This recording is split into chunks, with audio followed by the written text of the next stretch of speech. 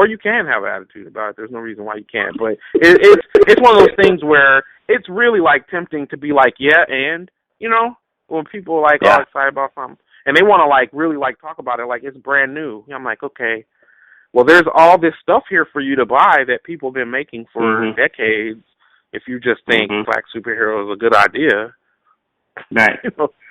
Anyway. I got you. So let's do a little trip down memory lane. Tell us about the beginnings of you coming across art and picking up the pencil, and what was that experience like? Who was there? How old were you? What was that like? I tell people all the time that I'm pretty sure that I was scratching images on the side of my mom's uterus and in utero, like I don't remember like deciding that I want to draw something. Like I don't remember that. And I think I would be willing to kind of bet that for the most part all children draw. I think that I just decide I never like somebody convinced me at some point that my drawings were good. Also, it's really important to me to draw. So it isn't I don't have like a very good story about that. One thing I can tell you is that when I was like probably in the first or second grade, I realized, because I read comics, I learned how to read with a comic, like comics. It was like a Spider-Man comic, and we would just read it over and over.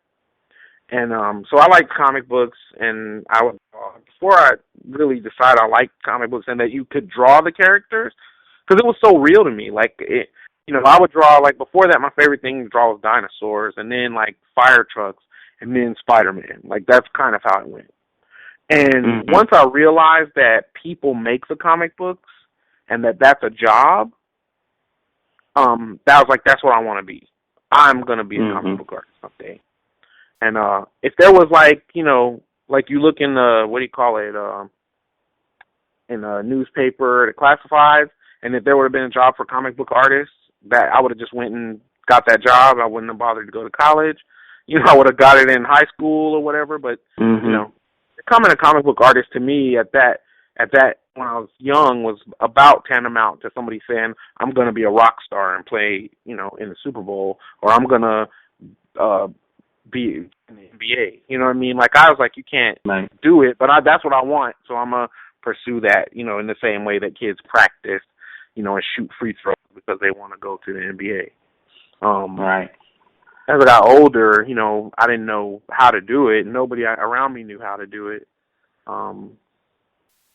So it's been a raggedy road, but I've always known that I like drawing.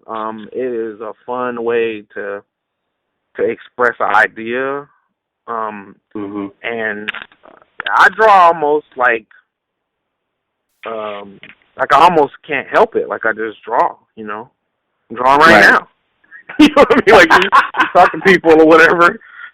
I'm drawing, a meeting or something, and people are talking about things that are important. I'm listening, but I'm drawing, because I just, it's just part of who I am. It always has been. Finding things to do with it that are constructive or that can earn money or whatever came later. But just, I always loved drawing, and I pretty early on decided that I liked comic books and I wanted to make them. Before I knew what you called somebody, I remember the first thing somebody said, you should be a comic stripper. I'm like, yeah, I like the sound of that, but it's not called a comic stripper though. It's called comic artist or cartoonist or whatever. But I didn't know that at that time, And it was just one of those things, you're around kids and kids get in trouble and stuff like that. And my mom found out early on that if she could hand me a comic book and I would just go somewhere and sit down and be no trouble. So comics kept me out of a lot of trouble. There was a lot of trouble left, so I still did get in some, but I didn't it was very much like easy for me to get into. At first I would draw the characters. One thing that's interesting about like my development is I drew a little comic book on notebook paper. The lined paper, what do you call it? like with the red line down the side. College Ruled. They call it College. Yeah. So I used to draw comics on those when I was in elementary school, and I drew a comic that was like Marvel Team Up, but it was Spider-Man and Nightcrawler. I remember because they were my favorite characters at that time. And it was like a little story or whatever, and I'm sure it was garbage, but like I remember having like a little story and something happened, like there was plot twists and people died and things happened, you know, like little characters from the books that I knew, you know, whoever was Spider-Man's girlfriend at the time died and some other supporting character from X-Men died, you know what I mean? Like I had, you know, it was like Dark Phoenix Saga, but just with Nightcrawler and Spider-Man. Like it was for real. It was serious. And then the next issue came out of one of those books, either Spider-Man or X-Men, and the character that I killed was still alive. And I was like, what? Something is wrong here. So I never wanted to draw any characters in Marvel and DC again. After that, I was just like, you know what, I'm just making up my own characters. Because they didn't, you know, they're not working with me. And then one time I sent in one thing I tried to do is I would make little character sheets and send them to Marvel. And I remember one time I got a letter back that said, thank you very much, you know, but we don't need no characters. You know, whatever. We don't need your characters. I'm like, oh, okay. You know, like a little form letter, because I'm sure a lot of kids do that, you know, because they have an address in the book. So I would send in characters. I'm like, yeah, this character's awesome. You know, it'll be great, you know. And so, you know, I was just like, you know what, they're not playing ball. So, I say that to say, I wanted to draw like Spider-Man when I was a little boy, but it didn't take that long for me to decide that I'll just make up my own characters, which is an interesting, it's just interesting to me because this was before Image and before, like, I wasn't really exposed to independent comics, but I already was like, yeah, I don't want to do that. You know, I want to do this. And I didn't know how it would happen. So what I thought would probably happen is that one of those companies would hire me, but then they would just give me my own space, you know, and say, all right, go over there. And like I would have a comic of my own, and I would just make up my own stuff, and I would just be kind of left alone to do that. I mean, I don't know how realistic that was, but you know, that's one of the things that I kind of remember about my growth, because I didn't really draw like the existing characters that much. Now, to be fair, my characters bore striking resemblance to their characters, so it wasn't like I was just a genius of creating new characters. I remember one of my favorite characters that I made was called the Chameleon, but he looked exactly like Zartan from G.I. Joe. You know, the Dreadnoks. Yeah. I mean, so he was basically that character, but I called him Chameleon, and he was a good guy, not a bad guy. A lot of my characters were like bad guys from the comics or cartoons that I liked were a good guy because I would like that character, but I'm like, they can't be a bad guy, you know.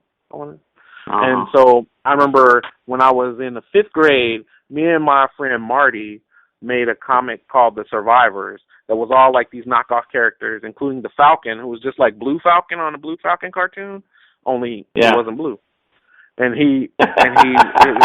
he was called Falcon, and then Chameleon was on that team too. And this team was basically the Avengers, but just made of characters. You know, same kind of concept as the Avengers, but Survivors sounded similar to Avengers, so that's how we rolled with it. But so that's what I did. But I didn't think I could write comics, so I didn't write them. Marty would write them for me. And then eventually, me and Marty, like, split up or had an argument or something like that. And I kept trying to find people to write comics for me, and they wouldn't.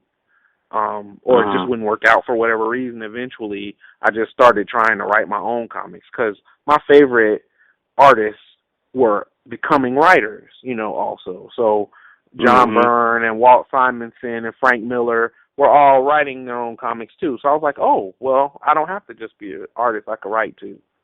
And so then basically that's what I would do. By the time I was in high school, I was doing a monthly comic on just paper, called Noose the Dead Man, and he was like kind of like Daredevil, except that he was like had died and came back to life. Because it was really inspired by Daredevil, because Frank Miller was the man at that point. And so it was like basically he was a cross between like Daredevil and Spider-Man, and like he would fight, and he had been killed and came back to life. And he was a black dude, but he was an albino, and he had like a high top fade, that was red on the top, and then he had a skull image cut into the back of it, kind of like the Punisher image, but cut into the back of his hairstyle. Because that's what was going on, because this was 1990 probably. I graduated high school in 1991. So this character was created between 89 and 91. And I did like a monthly comic that only was read by the 3 or 4 people in the back of the art class I was in. They were the only people reading it. But they couldn't get enough, D. They couldn't get enough. Like, they were like, when is the next one coming out? And I would be sitting there drawing it. I'm like, no, don't look. Don't look. Don't look. Yeah, so that was my thing. You said, don't look. Wait till the issue comes out. Exactly. Don't spoil your appetite. Right. Well, I'm like, you need to read it when it's ready. You know what I mean? Like, because it's going to have cliffhangers at the end. Because, I was basically taking what I would see in the comics that I liked and, like, reproducing it. So I would do these stories where it basically, and this is the 80s, so stories never really ended. They just kind of beat up the bad guys each issue. And then it wasn't like these neat story arcs that they have in comics now that you can package all together. There would be like a plot line, like the main plot, and then like each individual issue there would be a story that usually was contained in that issue, and every now and then it would be like a cliffhanger where, like what would happen a lot, like say a comic is 24 pages, 22 pages. The story for that issue would be wrapped up in like 20 pages. And then you think everything's okay. And then the character walks around a corner and bam, something happens on the last page. And then you can't wait till the next issue to figure out what's going to happen. And so that's what I did every issue, And I was killing them, D. They were like, oh, what's going to happen? What's going to happen? So yeah, I mean, I was really like prolific and just inventing new things and that's when I really started to kind of have my own voice that had to do with more than just the comics that I read, but also, the music I was listening to and the things that the rappers were saying. Because, I mean, I grew up, in the golden age. People put the golden age of hip-hop in the mid-'90s, but I don't. I put it like the beginning of the 90s, so the end of the 80s and the beginning of the 90s. Every rapper had their own style. Like, there was no biting. Right? And everybody was saying something different. You had Public Enemy and NWA at the same time. You know what I mean? You had Too Short and Big Daddy Kane at the same time. Like, you just had all this. Anyway, that's the whole thing. So that was like a big part of the comics that I was, doing at that time. As far as my art, comics was all I was doing at that time. When I was in middle school and high school, actually still, the only other thing that I did was I would design. I grew up in a military town, so they would have like tattoo parlors, and I would design tattoos for other people, and they would pay me like $5 or something. And then like I was in a like role playing game club, and I would draw characters for the other kids for like $1. And so that that kind of stuff kept me in T-shirts, and and Nikes. I didn't have a job until I was an adult, but like that's what I did. The thing that's interesting to me about that is that was entrepreneurialism. I didn't know that. I was just like it was just a hustle to me. Like I didn't think of it was like you could do it that way. And the sad thing that makes me sad about the way that artists are educated, and it happened to me too, is that entrepreneurialism was kind of crushed out of me as a teenager And then I went to college, and I thought that if I got a degree, that like jobs would kind of come to me, somebody would hire me and pick me. Mm-hmm. But I